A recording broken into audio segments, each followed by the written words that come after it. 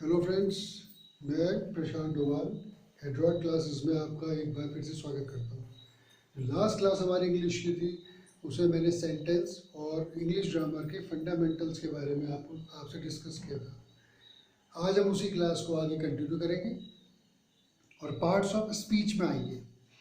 Parts of speech होती हैं 8, जो कि अलग अलग वर्ड्स के लिए बनी रहती हैं। हम एक वर्ड को अलग तरह से कैसे यूज़ कर सकते हैं, ये मैंने आपको लास्ट क्लास में बताया भी था।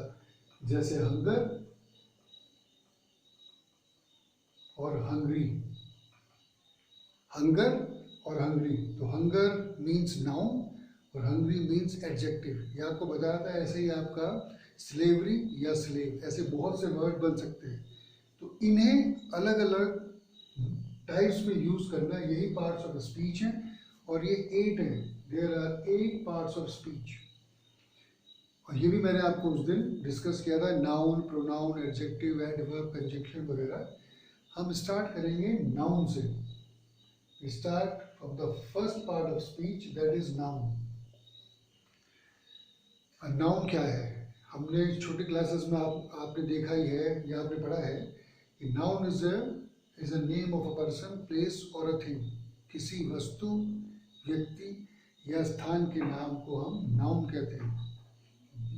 बिल्कुल सही। तो नाउन के दो टाइप्स हैं मेन। वैसे तो उसके और भी टाइप्स हैं, पर दो टाइप्स हैं। फर्स्ट टाइप है आपका काउंटेबल नाउन, काउंटेबल। और सेकंड टाइप है अनकाउंटेबल। काउंटेबल नाउन और अनकाउंटेबल। अनकाउंटेबल नाउन है वो हम जिन्हें काउंट कर सकते हैं, विच कैन बी काउंटेड। जैसे सिंगर, हम काउंट कर सकते हैं कि ही इज अ सिंगर, या there are many singers. Singers हैं तो ज़्यादा हैं, हम उन्हें काउंट कर सकते हैं। Singers, table, books etcetera. Uncountable noun वो हैं जिन्हें हम काउंट नहीं कर सकते, हम उन्हें गलत तरीके से करते रहते हैं काउंट। जैसे टी, शुगर, ऑयल या मिल्क। अगर हम बोले कि गिव मी टी, तो ये बिल्कुल सही है। लेकिन अगर हम ये बोले गिव मी अ टी, तो ये बिल्कुल रॉन्ग हो जाएगा, क्योंकि टी को हम काउंट नहीं कर सकते। हम इसे ऐसा कह सकते हैं, give me a spoon of sugar, spoon of sugar. या हम इसे कह सकते हैं give me a glass of milk, a cup of T वगैरह वगैरह। ये आपके अनकाउंटेबल हैं, जिनको हम गिन नहीं सकते। अब हम बोलते कैसे हैं? मैंने कहा आई वॉन्ट टी, ये बिल्कुल सही है। मैं इसे ये भी कह सकता हूँ, I want a cup of T. या जैसे मैंने कहा कि what I need is a strong cup of T, ठीक है। और अगर मैं सिर्फ बोलूँ आई वॉन्ट टी, वो भी सही, क्योंकि ये अनकाउंटेबल नाउन है। इसके अलावा जो आपके काउंटेबल नाउन है, अगर हम उसे सिंगुलर, अगर एक वन की जगह यूज अगर हम कर रहे हैं, तो अ उसके सामने जरूर आता है। ये आपका काउंटेबल नाउन है। काउंटेबल जो नाउन है उसमें बहुत सारे नाउन आते हैं, जैसे प्रॉपर नाउन। ये भी हमें टाइप्स पढ़ने हैं। Proper noun, common noun, collective noun.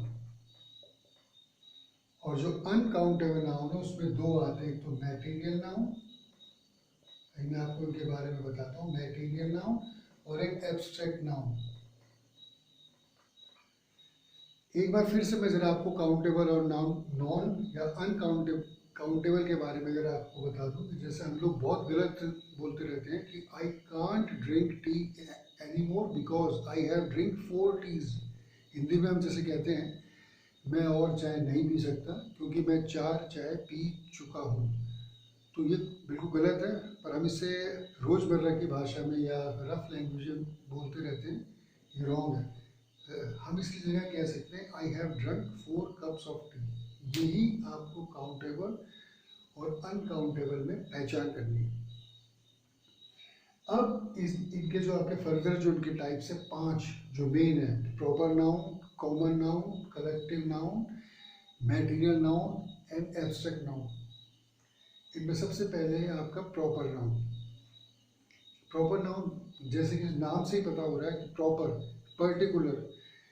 अगर किसी पर्टिकुलर पर्सन, पर्टिकुलर प्लेस और पर्टिकुलर थिंग की का अगर नाम लिया जाए उसे हम प्रॉपर नाउन कहते हैं। Name of a particular person, particular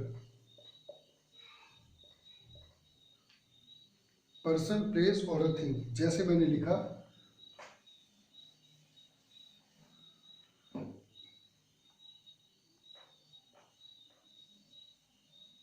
Delhi या आई लाइक दिल्ली, तो दिल्ली यहाँ पर आपका पर्टिकुलर प्लेस है। Ravi is my friend, Ravi is my friend. Ravi यहाँ पर पर्टिकुलर पर्सन है, पर्टिकुलर पर्सन, पर्टिकुलर प्लेस। और यहाँ इट इज अ चेयर, यह आपका पर्टिकुलर थिंग हो गई।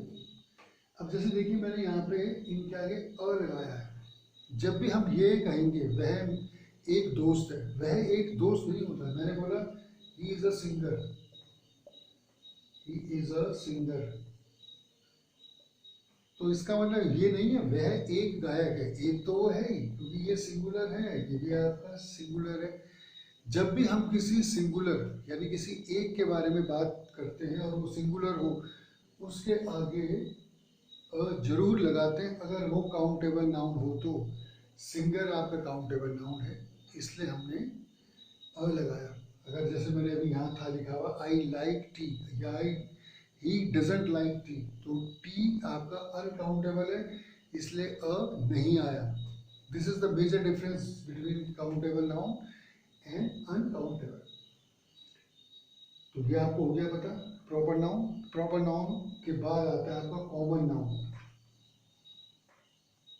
कॉमन नाउन बहुत ही आसान है, इसमें कोई भी पर्टिकुलरनेस, कोई विशेष बात नहीं होती। अब जैसे मैंने बोला मैं आम खाता हूँ, तो मैंने यहाँ एक पर्टिकुलर फ्रूट का नाम लिया है, तो ये आपका प्रॉपर नाउन हो गया। अगर मैंने कोई नाम नहीं लिया है, से आई से ओनली फ्रूट, या मैंने बोला स्टूडेंट, कुछ भी मैंने ऐसा बोला जो कि पर्टिकुलर है, पर्टिकुलर नहीं है, वो आपका कॉमन नाउन होता है। तो फ्रूट तो कोई भी हो सकता है, स्टूडेंट, डॉक्टर, टीचर, वो कोई भी हो सकते हैं, कोई पर्टिकुलर नहीं है। फ्रेंड, इन्हें कहते हैं आपका कॉमन नाउन। एक रूल है इसमें जो एग्जाम में, जो कॉम्पिटिटिव एग्जाम्स में जरूर आता है। अभी मैंने आपको प्रॉपर बताया, और मैं एक रूल है इसमें, proper noun doesn't take any article before them. अब मैंने देखो प्रॉपर नाउन बोला, ये आपका सिंगुलर है तो देम नहीं आएगा। Proper noun doesn't take any article before it, अपने से पहले, उनसे पहले कोई भी आर्टिकल नहीं आता, ना ए, ना एन, ना द। और प्रॉपर नाउन की शुरुआत हमेशा कैपिटल लेटर से होती है जब भी उसको लिखेंगे। जैसे आपने लिख दिया दिल्ली या आपने रवि, वो सब बड़े से शुरू होगा। ये रूल क्या है कि जब किसी प्रॉपर नाउन को हम कॉमन नाउन बना देते हैं, चेंज कर देते हैं, तब डेफिनेट आर्टिकल द लगता है। ये एक रूल है जो एग्जाम में बहुत आता है। जैसे मैंने बोला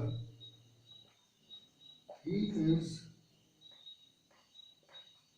the Sachin of our area, our town, our locality, whatever, वो हमारे एरिया का सचिन है। यानी हमने सचिन तेंदुलकर को कंपेयर करके, लेकिन उससे कॉमन बना दिया, इसलिए द आया। वरना किसी भी प्रॉपर नाउन से पहले द नहीं आता। हम कभी नहीं बोलते आई लाइक द रवि या the Delhi is the capital. No, Delhi is the capital of India. आपने सेंटेंसेस जरूर पढ़े होंगे कि Kalidas is the Shakespeare of India, या कोई भी Samudragupta is the Napoleon of India. ये सब सेंटेंस जो बनाए हुए हैं, इसमें कंपेयर किया है और उसे कॉमन बना दिया गया। तो whenever we change proper noun to common noun, we always use definite article the. ये भी मैं आपको बताऊंगा जब आर्टिकल्स में आएंगे। तो पहला रूल आपको पता चला। तो प्रॉपर नाउन में सब कुछ पर्टिकुलर है, particular place, particular person, particular thing. खास आदमी, खास जगह, खास वस्तु। कॉमन नाउन में कोई भी चीज़ कॉमन नहीं है। फिर आता है आपका कलेक्टिव नाउन। ये काफ़ी इम्पोर्टेंट है और बच्चे सबसे ज़्यादा इसी में कंफ्यूज होते हैं। कलेक्टिव नाउन जैसे कि नाम से ही हो रहा है कि कलेक्शन, ये एक कलेक्शन है, कोई ग्रुप है। अब ये किसी भी चीज़ का ग्रुप हो सकता है, ग्रुप ऑफ समथिंग। अब जैसे मैंने बोल दिया बंच ऑफ ग्रेप्स, या बंच ऑफ लेटर्स, या bouquet of flowers, herd of cows, herd, flock, गायों का झुंड। ये गौशाला के लिए आता है जहाँ पर गायों को बांधा जाता है। तो ये भी ग्रुप है, ये भी ग्रुप है। फ्लीट है, बीहाइव है, जूरी है, बहुत सारे नाम हैं। टीम है। इसमें सबसे अच्छा रूल है जो कि बहुत कंफ्यूजिंग है, जो बच्चों को लगता है कंफ्यूजिंग। कलेक्टिव नाउन जब भी यूज होता है उसमें दो आपको रूल पता करने हैं, दो आपको याद रखने हैं कि collective noun always takes a singular verb and singular pronoun. मैं भी मतलब बताता हूँ। जब भी कलेक्टिव नाउन यूज होता है उसके साथ सिंगुलर वर्ब लगता है और सिंगुलर प्रोनाउन लगता है। जैसे मैंने बोला Indian team,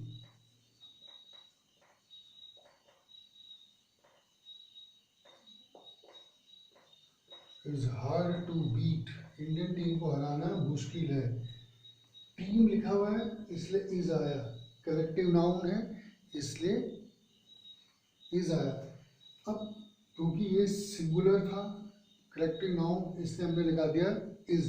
subject verb agreement, ये मैंने पहले भी आपको बताया था। अब सिंगुलर प्रोनाउन, अगर हम इस सेंटेंस को आगे यूज करना चाहते हैं तो अभी जैसे मैंने बोला कि इंडियन टीम को हराना मुश्किल है।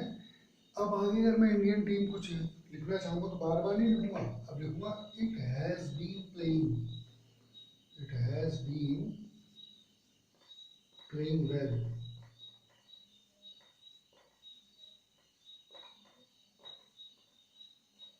टू 2018, तो यहाँ पे इट आ गया, वह अच्छा खेल रही है, वह 2018 से अच्छा खेल रही है। तो सिंगुलर वर्ब, सिंगुलर प्रोनाउन, ये रूल है। लेकिन इस रूल का भी एक एक्सेप्शन है। इस रूल का एक्सेप्शन क्या है? जब हम किसी कलेक्टिव नाउन को यूज करते हैं और उसके मेंबर सारे कलेक्टिवली यूज हो रहे हैं, उन सबका एक ही फैसला है या यूनानिमस है, तब सिंगुलर वर्ब होगा। लेकिन अगर वो एज अ होल नहीं है तब उनका वर्ब प्लूरल हो जाएगा। जैसे जूरी, जूरी हो गया जो कि जजेस का एक तरह का पैनल होता है। मैंने ले लिया, मैंने लिखा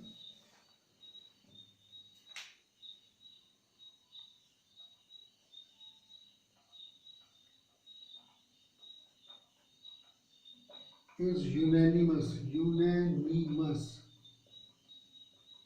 in its decision या verdict। जूरी अपने फैसले में एक मत है, इज आ गया तो इट्स आ गया। जब हमें किसी का जेंडर पता नहीं होता, खासकर कलेक्टिव नाउन में हम न्यूट्रल जेंडर का यूज करते हैं।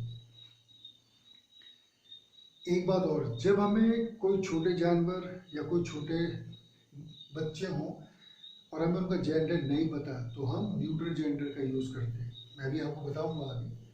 जैसे लिखा the jury is unanimous in its verdict, वो अपने फैसले में एक मत है, तो तब तो सही है। और अगर वो बटे हुए होते, जिसमें लिख दिया द पार्लियामेंट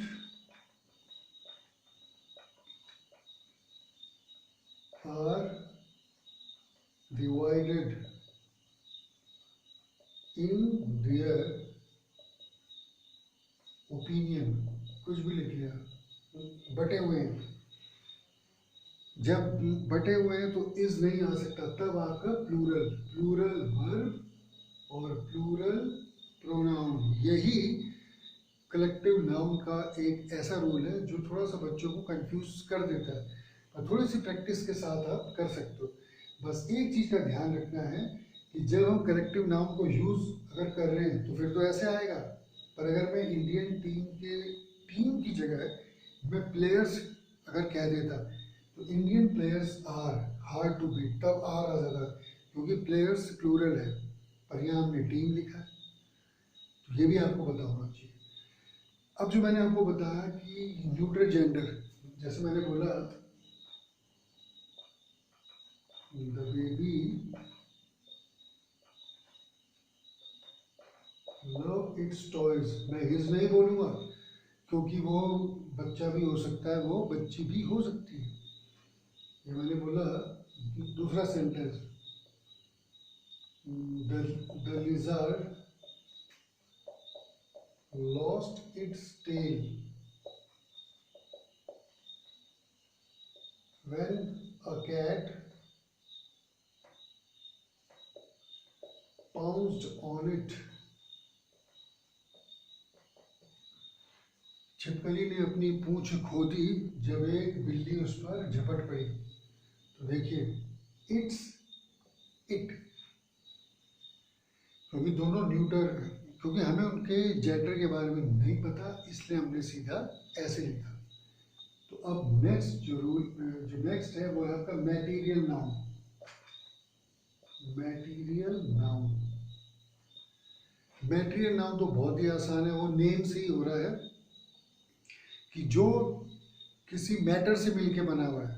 अब जैसे मान लो आपने बोल दिया कि गोल्डन रिंग, या आपका कॉटन बोला मैंने, गोल्ड, कॉपर, सिल्वर, आयरन, जो भी कुछ है ये सब मेटल है, मतलब मेटल मतलब ये मटेरियल है, ये किसी चीज़ से बने हुए हैं।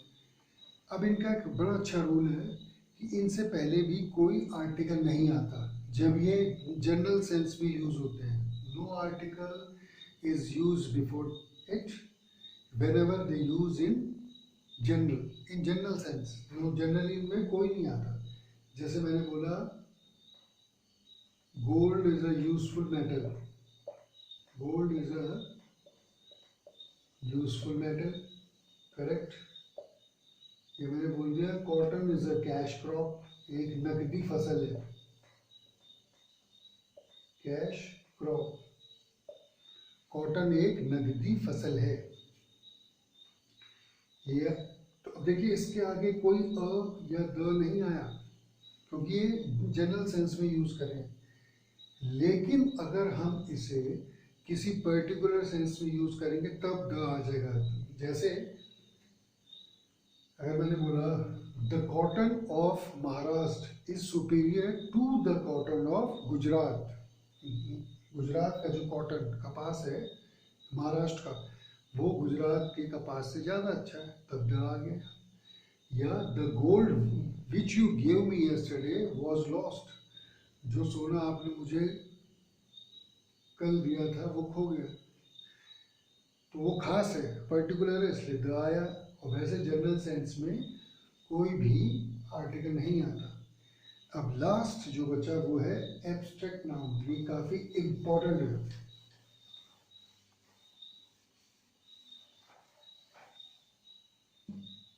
एब्स्ट्रैक्ट नाउन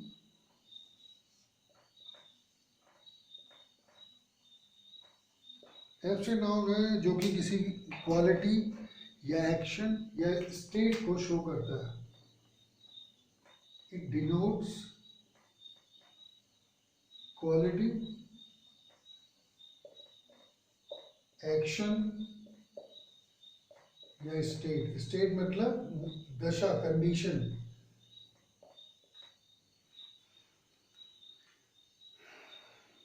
अब अगर क्वालिटी आ गई तो ऑनेस्टी, सच्चाई, ऑनेस्टी, ब्रेवरी, स्लेवरी वगैरह वगैरह। अगर एक्शन की बात आ गई तो आ गया हेट्रेड,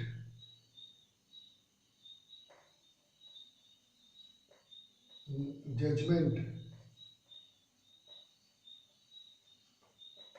थेफ्ट, चोरी, ये एक्शन है। और अगर स्टेट के बारे में बात आ गई, दशा के बारे में बात आ गई, तो आ गया यूथ, जवानी,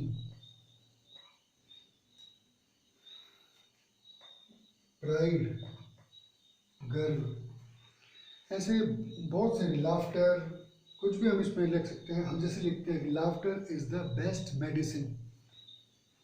जैसे मैंने बोला कि ये सबसे ज़्यादा एग्जाम में आता है। Honesty is the best policy, हम लिखते भी हैं सच्चाई एक अच्छी नीति है, सबसे अच्छी नीति इज द बेस्ट पॉलिसी।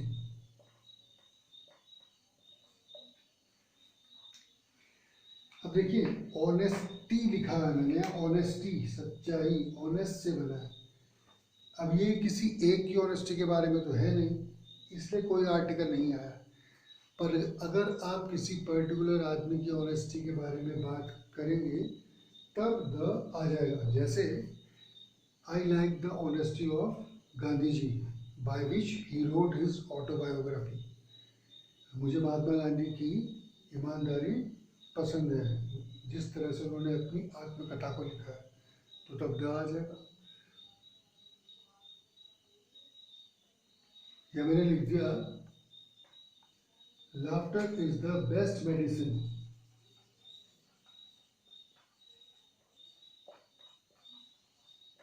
हंसना सबसे अच्छी दवाई है।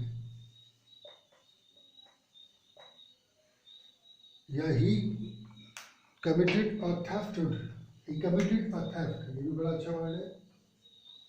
He committed a theft in his house, उसने अपने घर में चोरी करी, थेफ्ट। ऐसे हम बहुत सारे ऐसे वर्ड्स बना सकते हैं, कोई भी, जजमेंट, हेट्रेड वगैरह वगैरह, ऐसे ये एब्स्ट्रैक्ट नाउन है। तो ये तो थे हमारे कि नाउन क्या है, नाउन के पार्ट्स। नाउन के पार्ट्स थे दो, काउंटेबल और अनकाउंटेबल, ये हमने आज ही पढ़े। उसके अलावा जो थे नाउन के टाइप्स थे 5, proper noun, common noun, material noun, collective noun, abstract noun, ये हमने पांचों करे। अब इन पे बेस्ड अभी इनके कुछ रूल्स हैं, जो आपको समझने हैं। इन रूल्स के कुछ एक्सेप्शंस भी हैं, उन एक्सेप्शंस पर क्वेश्चंस पूछे जाते हैं। जैसे अभी मैं आपसे पूछूंगा, मैं यहाँ लिखूँ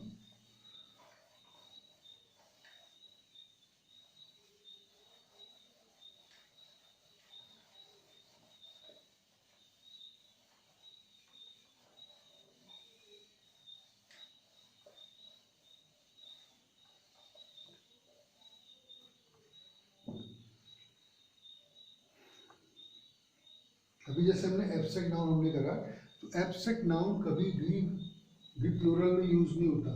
देखिए abstract noun never use in plural. जैसे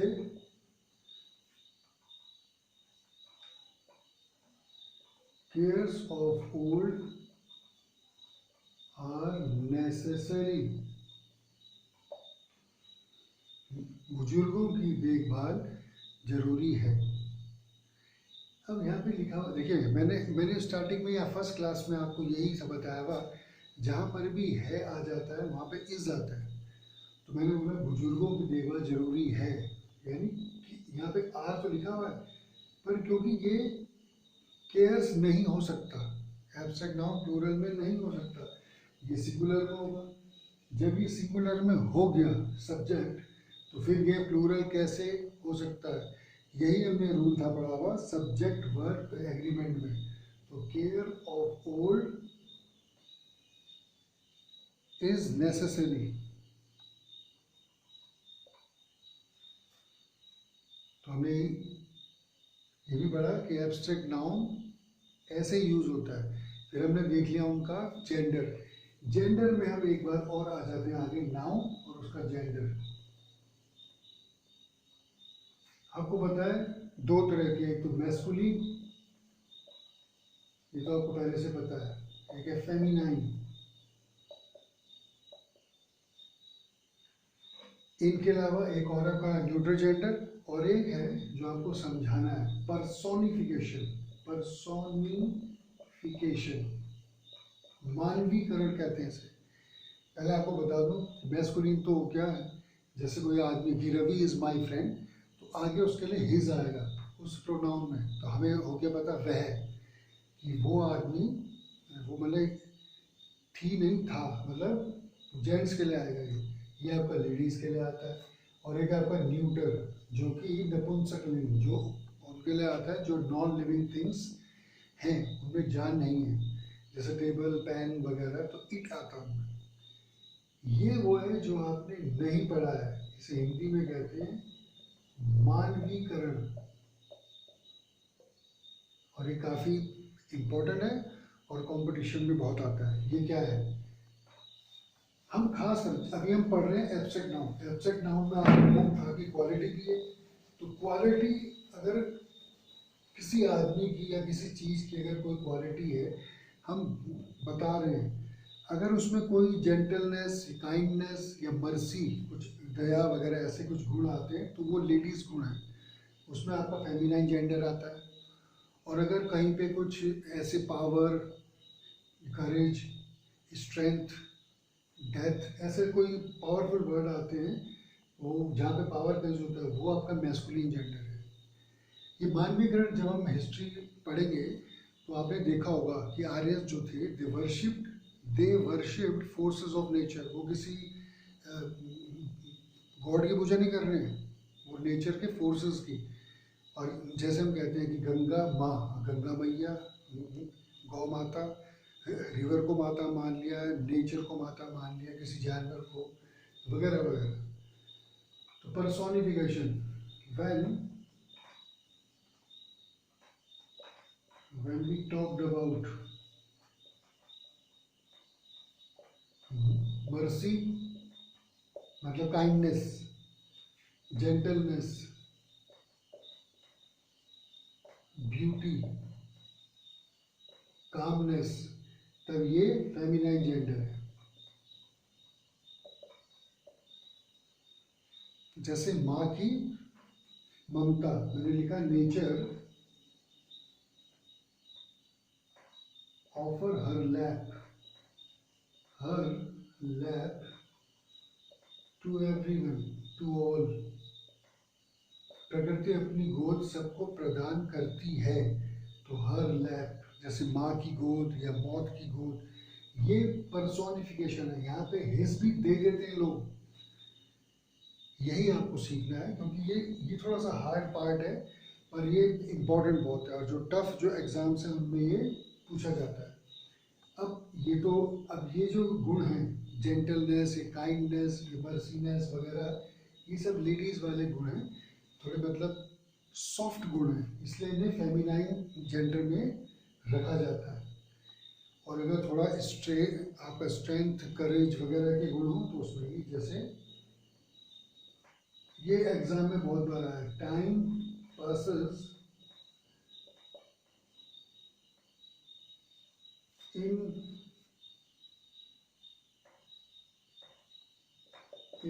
इट्स चैरियट मैजेस्टिकली, मतलब पावरफुली। टाइम, समय का पहिया अपने टाइम पे चलता रहता है, तो टाइम, पावर, डेथ, करेज, ये सब आपके मैस्कुलिन जेंडर है। तो इट्स नहीं आएगा, यहाँ न्यूटर नहीं आएगा, यहाँ पर हिज आएगा। ये हो गया ये हो गया आपका मैस्कुलिन जेंडर। इसके अलावा जैसे मैंने बोला अर्थ, तो अर्थ भी धरती माता है, ये भी आपका फेमिनाइन जेंडर है। लेकिन जब हम इसे इन गुणों से यूज नहीं करेंगे, बल्कि एज अ बॉडी ट्रीट करेंगे, जैसे मैंने बोल दिया था, earth revolves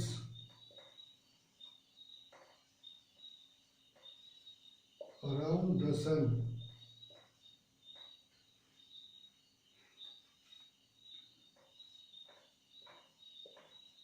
can we find her speed, क्या हम उसकी स्पीड फाइंड कर सकते हैं।